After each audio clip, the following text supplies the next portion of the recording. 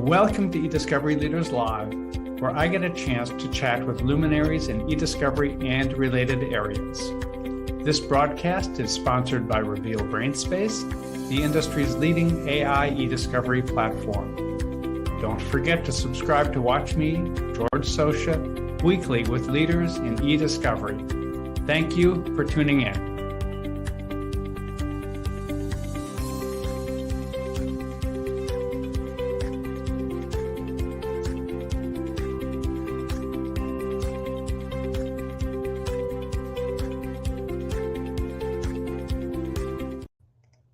Welcome to eDiscovery Leaders Live, hosted by ACEDS and sponsored by Reveal. I am George Socha, heading up brand awareness at Reveal. On each episode of eDiscovery Leaders Live, I get the chance to chat with luminaries in eDiscovery and related areas. Past episodes are available on the Reveal website. Go to revealdata.com, select resources, then select eDiscovery Leaders Live. Our guest today is Jennifer Resnicke. Jennifer is a certified eDiscovery specialist and heads up eDiscovery at the law firm of, and now, let's see if I get these pronunciations right, Herrig, Vogt, and Hensley. Jennifer, welcome. Hi, you got it right. You nailed it. Okay, I didn't even butcher that. That's good. Yep, you got it. Well, I'd like to start, as we so often do on this, with you sharing with the audience how it is that you ended up doing what you do and where you do it at. It's always an interesting question, right? Because I feel like it's not like anybody went to school I want to be an eDiscovery specialist when I grow up, right? For me, a brief coda on that, by the way. Oh, yeah? Now some people do. That's a good point. That caught me by surprise. Younger folks, yeah. Yeah, about 6 months ago on one of these, I asked the same question, and the person I was talking with, she's from the UK, said, "Oh, no, I went to school to do this." Oh, wow. Yeah, so the world is changing. I'm going to have to change my comment then. Yeah, well, not entirely. I interrupted. So you were going to say no one goes to school or went to school to do this. So at least one person went to school for this. Yeah. But it wasn't me. In a former life, I was a journalist. So I worked as a copy editor and a fact checker at newspapers and magazines. And a little tidbit about fact checkers and copy editors, they work mostly overnight, because that's how you get your newspaper in the morning. So I was kind of sick of being nocturnal and decided I needed a change. Wound up as a file clerk here at Herrig, Vogt, and Hensley, and sort of stumbled my way into eDiscovery. Had a great mentor who was running concordance on-prem, and learned with her and just kept working my way up. So in 2016, got my my ACEDS credential, and haven't looked back since. I love it. So tell us a little bit then about the firm that you are at. So we're a civil litigation firm, Northern California. We do a lot of construction litigation specifically, which is my absolute favorite. But we have family law, we do general civil litigation, real estate, we have estate and probate, wills and trusts, all that good stuff. But like I said, the construction litigation is my favorite, and that's where I spend most of my time. So I'm the one who runs our all of our discovery. So I'm the one who does all of the, ingestion. I help our clients with data collection. Basically that whole EDRM process is me. So for our firm of about 18, we have 18 folks total. It can be kind of a big lift. So having a lot of good software at my fingertips has been really helpful. But yeah, it's been a fun journey. I do a lot of depot prep and a lot of witness prep for our attorneys, and help them find their smoking guns, or smoking nail guns, as it were, since we're construction litigation. There you go. Of those 18 people, how many are lawyers? We have got right now, we just hired a new lawyer. So right now we've got, I think, 9. Yeah, we're about half and half. That has to mean, with 18 people, with 8 lawyers, that you are always a little bit resource constrained. Mm-hmm. You could say that. You could say that, yeah. Oftentimes our family law, they they aren't using so much of our eDiscovery platform. They're kind of doing things that, they expect the same documents over and over in a way that some of our other civil litigation cases, they never know what they're going to get, right? And so it's been really helpful to have a little bit of technology to use to help handle those one-off cases. Whereas some of the other folks, again, if you're dealing with wills and trusts or a lot of family law stuff, you kind of know what's coming. You've figured out how to handle it. Maybe it's not the best way to handle it, but you've got your system. And when you're in something that's a little more novel, you have to figure it out every single time. That's where our technology comes in really handy. For a number of our listeners, they come from larger firms and don't have that small firm experience. So let's talk about that compare and contrast side of things. Large firm versus where you are. Well, I'm sure one thing that's similar for everybody is it can be difficult to get folks on board with trying a new technology or diving into the E side of the discovery process. Especially, if you've got some older attorneys, they have their way that they're used to doing things, and they don't want to have to learn something new. And I get that. It's hard to learn something new. It's confusing. You feel out of your depth. But I feel like, especially at these smaller firms, if we want to stay relevant, we have to figure it out, because discovery became eDiscovery, whether you like it or not, years ago at this point. So anybody who's still dragging their feet about it, you're not doing yourself or your clients any favors. So, for us, being able to jump in on a matter and confidently handle data types of that's more than just here's my banker's box of documents is crucial. It's crucial, and it's the only thing that allows us to hang with the big guys, is that we've got a handle on this, and we can actually get through our data at a reasonable rate. Because right now, if you're still doing linear review, you're in trouble. You're not going to be able to make it. You're missing stuff. There's no way that you're doing linear review on things, then you're not missing half the story at minimum. So, it's crucial that we get folks on board, even though it's intimidating, with, what's metadata? How can I use it? How does it help me get to my story faster? Because at the end of the day, that's what we're all trying to do. We're trying to tell the story of what happened, and we're trying to tell our client's story. And you can't do that without a good handle on the data. So last I looked, and these numbers might be dated and they might be a bit off, but they should at least be, as some of my former colleagues used to say, directionally correct.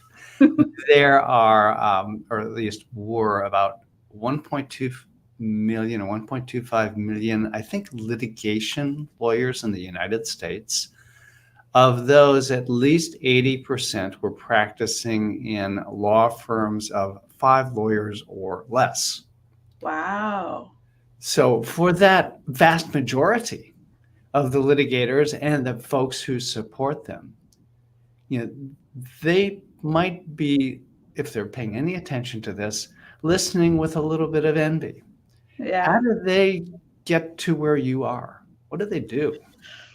I think the easiest thing, start with going to the EDRM, right? The EDRM for me was which I'm preaching to the choir talking to you about the EDRM, but Yeah. Going to the EDRM it's like it's step 0, right? Go to the EDRM, familiarize yourself with the basic process and workflow, because I feel like if you don't have a concept of how data is going to flow through your case, then you're just going to end up going in circles.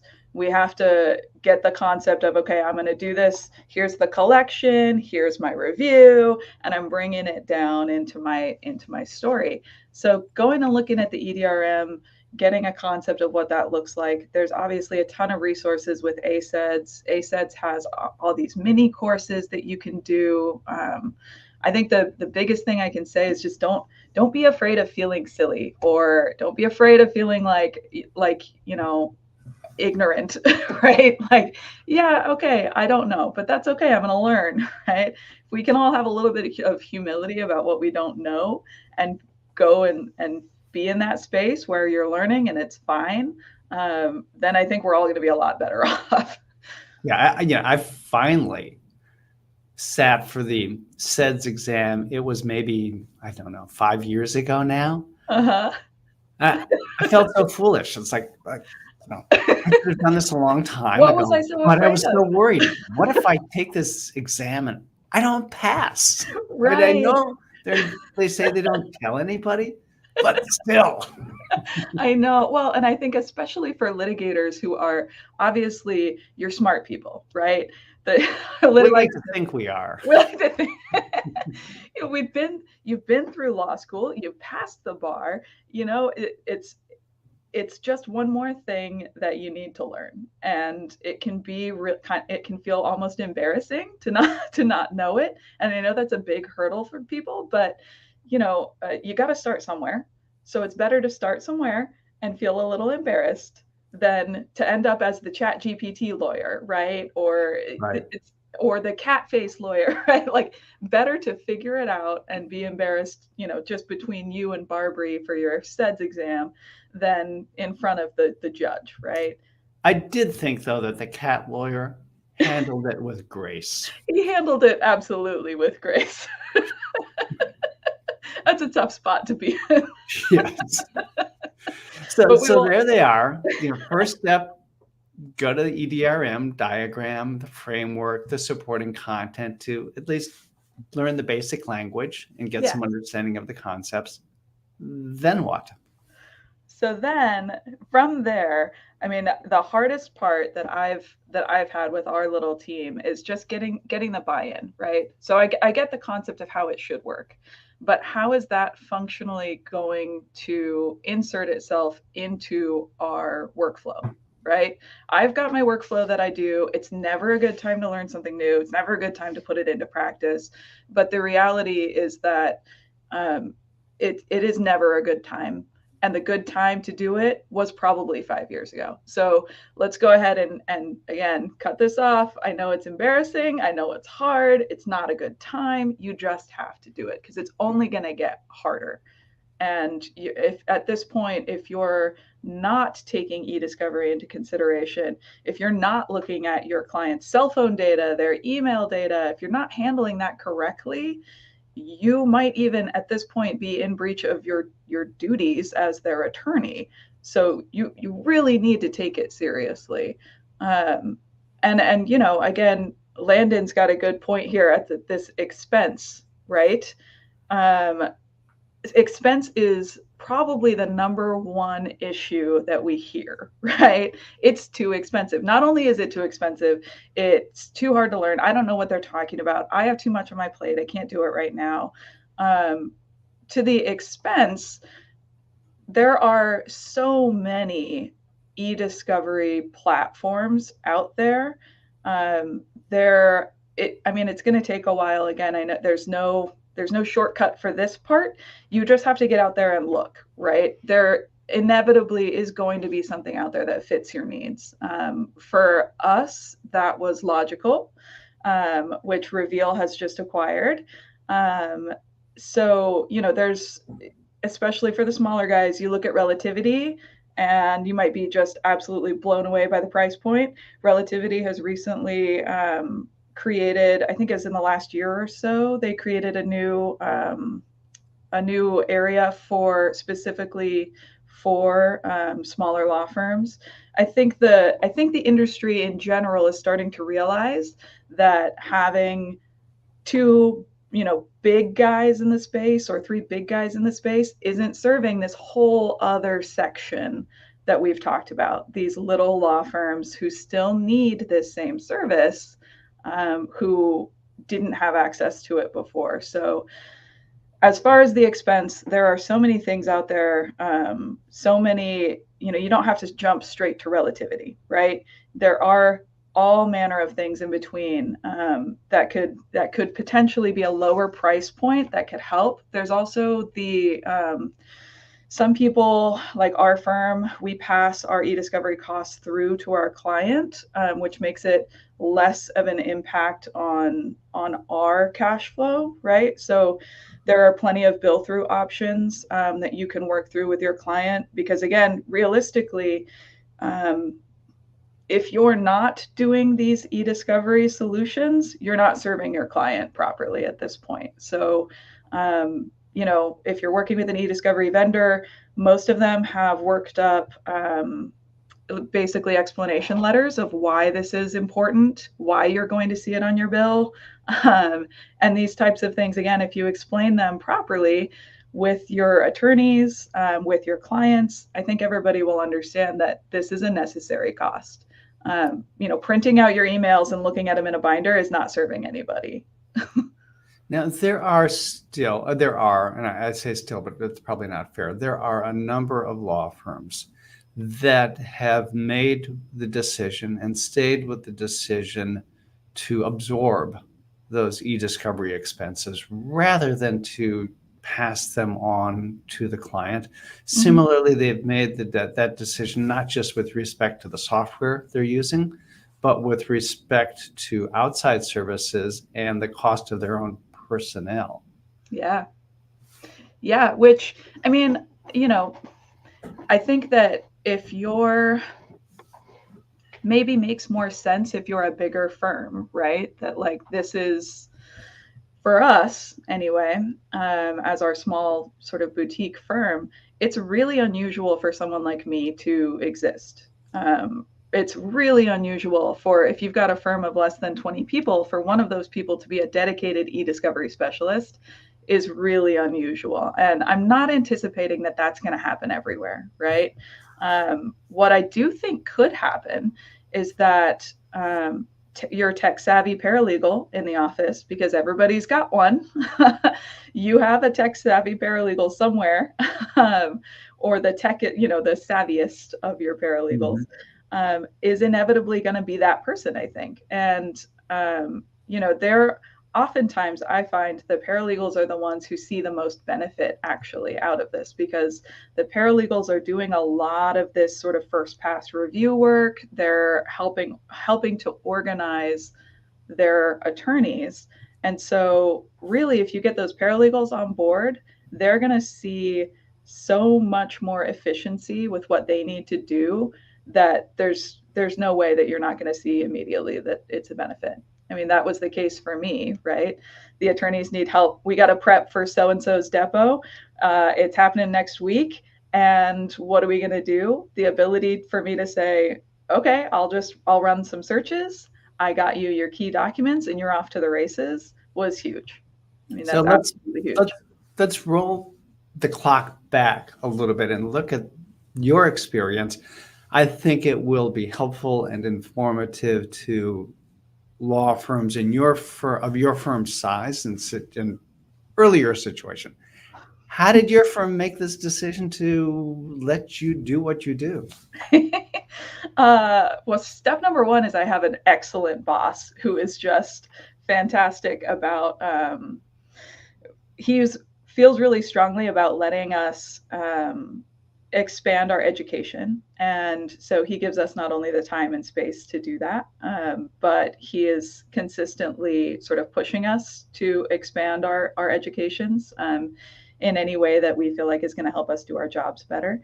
So, I feel really lucky in that I happen to have an excellent boss who said, is this what you want to do? Then great, let's get you signed up for ACEDS. Let's get you taking that test. He let me study on company time. Shout out to the best boss ever.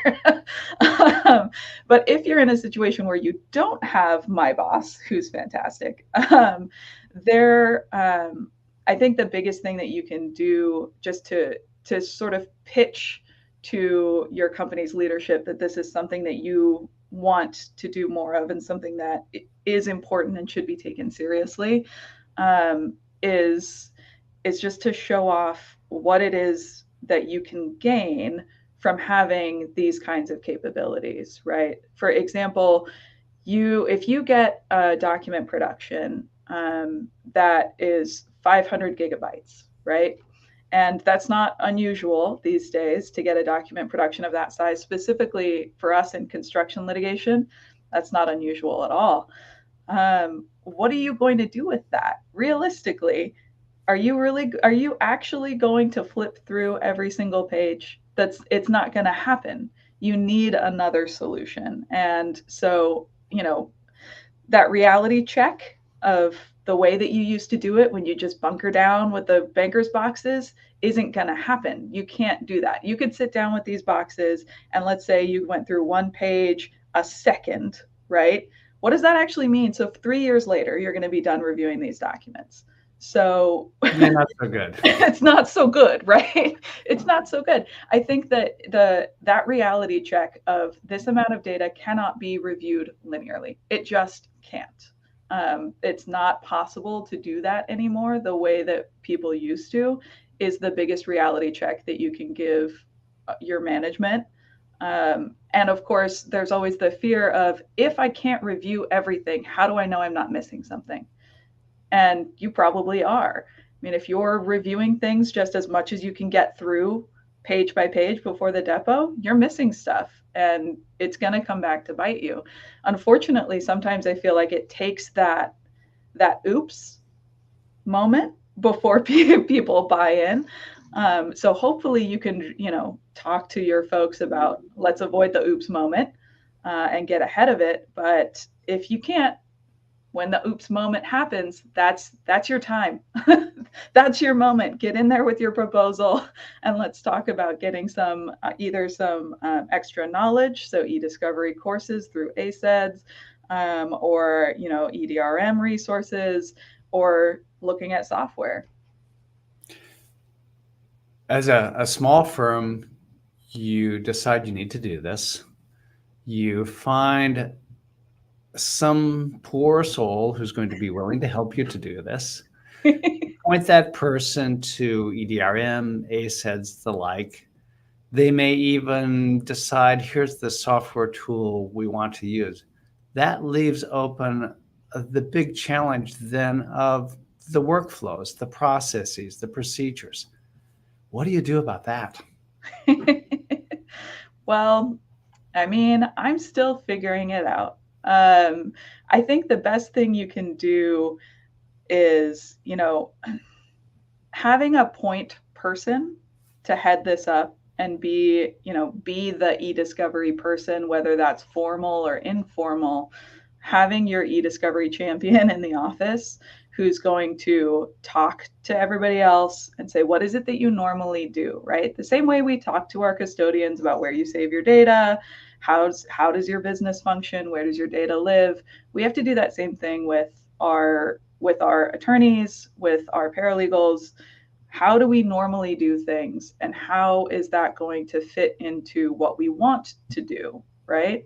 I normally do it with a printer and a binder, and I want to do it with some more some more sophisticated tools. I want to be able to filter by date and by custodian. And so what does that look like, right? And learning your tool, whatever your tool is, all these things are going to sound different based on what your tool is. Maybe that means tagging within your software, right? Maybe that means bulk downloading in specific ways. It's all going to look a little bit different, but figuring out what it is that your attorney is comfortable with. And I've found, one of our attorneys recently sort of discovered, we'll say, Logical, right? They discovered this eDiscovery software and they were absolutely blown away that they could filter by date. Like, oh, instead of I'm printing it all out and then I give it to the receptionist who then puts them all in date order. I just pushed a button and it was in date order. Mind blown. That would have taken 3 people before, right? And that's, even those really basic things can be such a game changer for your efficiency and your workflow. So figuring out, my attorney likes to look at things in chronological order, and little things like that help make it more approachable for somebody who is maybe feeling a little out of their element. What sort of hurdles have either you run into or have folks run into when they attempt to get adoption of more modern practices when it comes to discovery? So many hurdles. I think the biggest one is just it's like the fear of the unknown, right? The biggest one is the fear of the unknown. I don't know what this is. I don't know where to find anything. I don't want to do something wrong, right? Just getting people into the system is undoubtedly the hardest part, because inevitably once they're in there, they see the benefit of all of these tools. Again, having that, nobody wants to change how we do things, right? I don't want to have to ask for metadata. I don't even really know what metadata is. I don't want to deal with that. But once you have the metadata and you can organize things chronologically with the click of a button, all of a sudden you actually kind of like this system.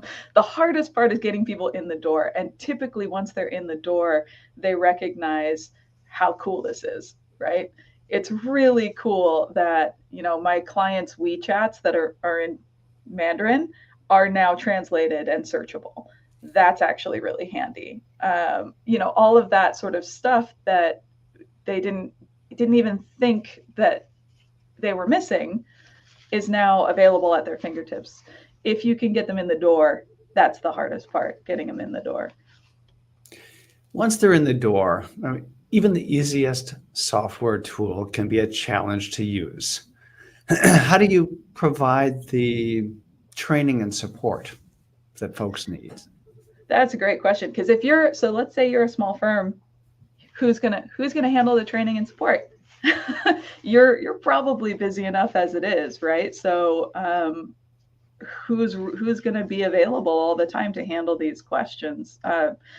Again, I feel like it was huge having somebody in the office, if you're in the office, somebody in your organization who can answer the questions, because reaching out to the company's support system, right? If you're dealing with a software company, for example, it can feel intimidating to reach out to Reveal support or Logical support. That can feel intimidating to a lot of people. Having someone who you can ask what may be a dumb question, right? Who you already have a relationship with, has been really helpful. So for me, I'm sort of the support person in the office when you feel like you don't want to ask the big company and you just, I don't know, this may be a silly question. Oftentimes it's not a silly question at all, but people feel really uncomfortable about it. Having somebody in the office who's your go-to is great. You typically end up having someone just by virtue of who's the person who's most often in the program, right? Once you get somebody in the program, there's going to be somebody who's in it more than everybody else. And if they're okay with taking a few questions here and there, it'll just overall make people feel more comfortable. Like, we've got someone who's bought in. I don't have to just go, I'm not thrown to the wolves, go talk to Reveal and they'll help you out. Having somebody locally, as it were, can be a huge benefit. I know we've only got less than a minute left, but I'd be remiss if I didn't ask, where do service providers fit into the mix in your view of things? Service providers like the software services, or the folks who you can turn to do the processing of the data, do assist with the review, handle production work, whatever it might be, when you run out of capacity internally. Yeah, that's, I think honestly, so for us, we have always done everything entirely in-house, which again is super unusual, and I would Yeah. not recommend that to most people. I think we're talking about adoption and how do we get people on board. I think sometimes using a service provider, maybe like Concilio, those sort of folks who can help you out with different parts of this process, can be the way that you get your foot in the door, right? Maybe you send the data to them for processing, and maybe at first they're doing the review and you bring in one person to do some review. You can sort of dip your toes into the water that way, and it can be really helpful for folks to not take on so much of the cost burden themselves, and of course to pass things along when you need a little bit of help. There are also service providers like Sandline who will help you with project management, which can be a really intimidating part of this whole process. Service providers, I think, are a great option for folks who are looking to dip their toes in a way, maybe you're not ready for the full buy-in. You could dip your toe in that way and maybe do a little bit of do it yourself, just enough that you have time for and are comfortable with. But I think once you see it, you're going to like it and you're going to end up doing more of it. That was the case for me anyway. Well, Jennifer, thank you very much. Jennifer Resnicke is a certified eDiscovery specialist and the beginning and end and everything of eDiscovery at the law firm of Herrig, Vogt, and Hensley. Jennifer, thank you so much for joining us this week. It was a pleasure. Thanks, George.